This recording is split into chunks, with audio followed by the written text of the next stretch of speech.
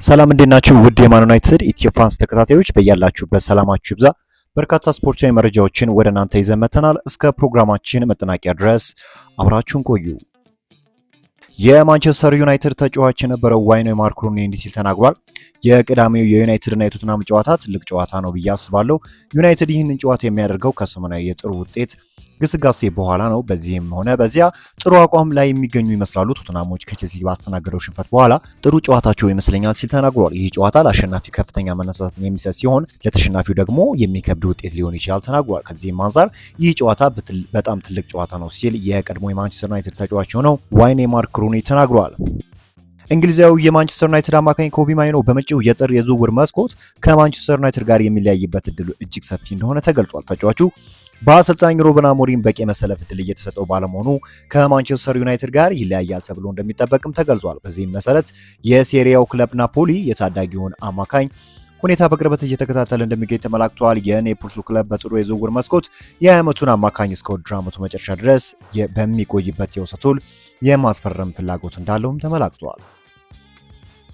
ባሳለፍነው የክረምት የዝውውር መስኮት ማንቸስተር ዩናይትድ በግብ ጠባቂ ስፍራ ላይ ተጫዋች ለማስፈረም ጠንካራ እንቅስቃሴ ሲያደርግ ቆይቶ በስተመጨረሻም ቤልጂማዊውን ሰነ ላመንስን በእጁ ማስገባቱ የሚታወቅ ጉዳይ ነው። ሆኖም ቀያዩ ሰይጣናት የሰነ ላመንስን ዝውውር ከማጠናቀቃቸው አስቀድሞ በርካታ ስሞችን በእጩ ዝርዝር ውስጥ አስገብተው ነበር። ከእነዚህም ስሞች ውስጥ አንዱም የአስቶን ቪላ አርጀንቲናዊ ግብ ጠባቂ ኤሚሊያኖ ማርቲኔዝ እንደሆነ ይታወቃልና ግብ ጠባቂው በክረምቱ የዝውውር መስኮት ማንቸስተር ዩናይትድን እንደሚቀላቀል ሙሉ እምነት እንደነበረውና ለቅርብ ጓደኞቹ ዝውውሩ የቀናት ጉዳይ መሆኑን ገልጾ እንደነበር ተመላክቷል። ከዚህም ቀደም እንደተገለጸው ግብ ጠባቂው በክረምት የዝውውር መስኮት መዝጊያ የቡድን አጋሮቹ ልምምድ እየሰሩ በነበረበት ወቅት ተገንጥሎ በመቀመጥ የመጨረሻውን የስልክ ጥሪ ከማንቸስተር ዩናይትድ ባለስልጣናት ሲጠባበቅ እንደነበር የሚታወቅ ጉዳይ ነው።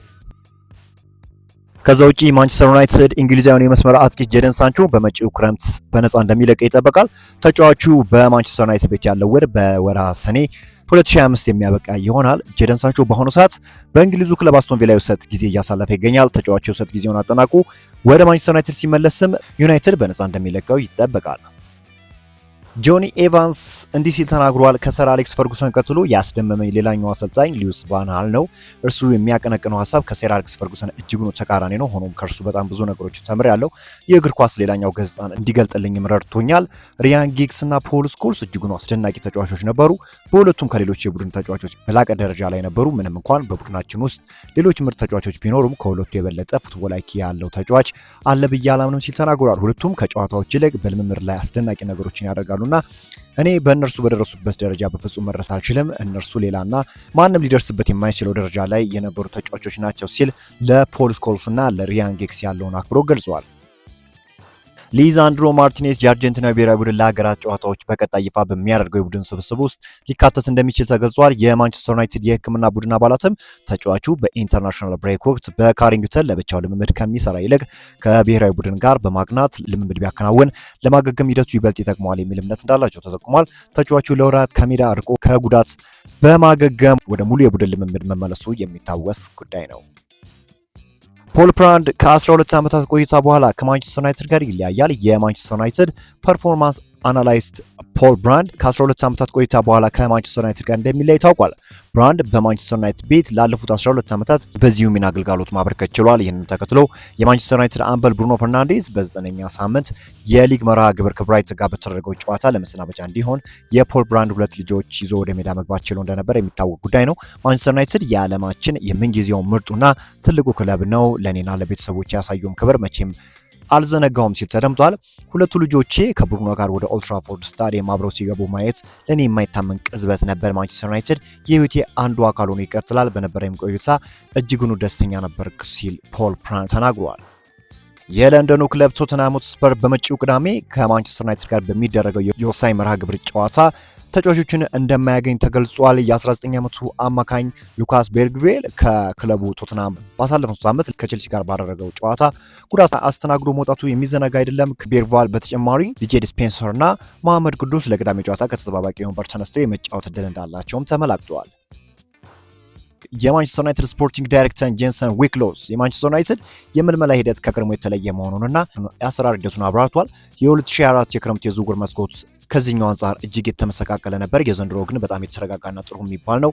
በዚህ የዝውውር መስኮት እቅዳችንን እናውቅ ነበር። ማስፈረም የምንፈልጋቸውን ተጫዋቾች አስቀድመን ለይተን ተመልክተን ነበር። የራሳችንን ዝርዝር ነበሩን። የሜዳውን የትኞቹን ክፍሎች ማሻሻል እንዳለብን ጠንቅቀን እናውቅ ነበር። እኔ ሩበን አሞሪም፣ ክሪስቶፈር ቪቬል በስር ያሉ የተለያዩ አካላትን ጨምሮ ተከታታይ ስብሰባዎችን እናደርግ ነበር። የምንፈልጋቸውን ተጫዋቾች ባህሪያት በተመለከተ እጅግ ግልጽ በሆነ መልኩ እንነጋገራለን። በመጀመሪያ መመሪያው ከኔና ሩበን አሞሪም ይወጣል። በመቀጠልም ክሪስ ጋር ይደርሳል። በእነዚህ ሂደቶች ውስጥ ስለሚያስፈልጉን ተጫዋቾች ባህሪያት በርካታ ክርክርና ውይይት ይደረጋል። ከዚያም የመልበያ አባላቶች ወደ ገበያ ይገባሉ። ይህ አሰራር ከቀድሞ አንጻር በእጅጉኑ የተቀናጀ አቀራረብ ነው። አንድ ተጫዋች ስናስፈርም በሂደቱ ውስጥ እጅግ በርካታ ሰዎች ይሳተፋሉ ሲል ነው ጄንሰን ዊሎክስ የተናገረው። የቁጥራዊ መረጃ ቡድንን በሂደቱ ውስጥ ተሳታፊዎች ናቸው። ከዚህም ትኩረታችን ከተወሰኑ ተጫዋቾች ላይ ብቻ እናደርጋለን። ወደ መጨረሻው እየተጠጋን ስንሄድ በተመረጡ ተጫዋቾች ዙሪያ ከመጋረጃ ጀርባ ያለውን ነገር ምርመራ እናደርጋለን። በተለይም ለዚህ አሰራር ማቲያስ ኩኛ፣ ብሪያን ኢምቦሞ ጥሩ ማሳያ ናቸው። ወዲያውኑ ቡድኑን ተቀላቅለው መጫወት የሚችሉ መላመድ ጊዜ የማይወስድባቸው ተጫዋቾች ያስፈልጉን ነበር። ለዚህም እነርሱን መርጠናል ሲል ነው ክሪስቶፈር ቪቬል የተናገረው። ብሪያን ኢምቦሞ እንዲህ ሲል ተናግሯል። ለደጋፊዎቻችን ምስጋና ማቅረብ እንፈልጋለን፣ ምክንያቱም በዚህ ሰዓት እነርሱ በሚችሉት ሁሉ ድጋፍ እያደረጉልን ነው። እናም እነርሱ በዚህ እንዲቀጥሉ እንፈልጋለን። ከአማድ ዲያሎ ጋር በቀጣይ ስለምናሳያቸው የሴሌብሬሽን ዳንሶች ዛሬ ጠዋት ጭምር ውይይት አድርገናል። በቀጣይ የሚፈጠሩን አብረን እንመለከታለን። በጥቅምት ወር ካስቆጠርናቸው ግቦች ውስጥ ሊቨርፑል ላይ ያስቆጠርኩት የተለየ ነበር። ከዚህ በተጨማሪ በባከነ ሰዓት ብራይተን ላይ ያስቆጠርኩት ግብን ሞድጄዋለሁ። የማንቸስተር ዩናይትድ የጥቅምት ወር ተጫዋች ተብዬ በመመረጤ ደስተኛ ነኝ። ነገር ግን ሽልማቱ እንደ ቡድን የመጣ ነው እና ብዙ ተጫዋቾች በዚህ ወር ካሳዩ ብቃት አንጻር የሽልማት ይገባቸዋል ሲል ብሪያን ኢምቦሞ ተናግሯል።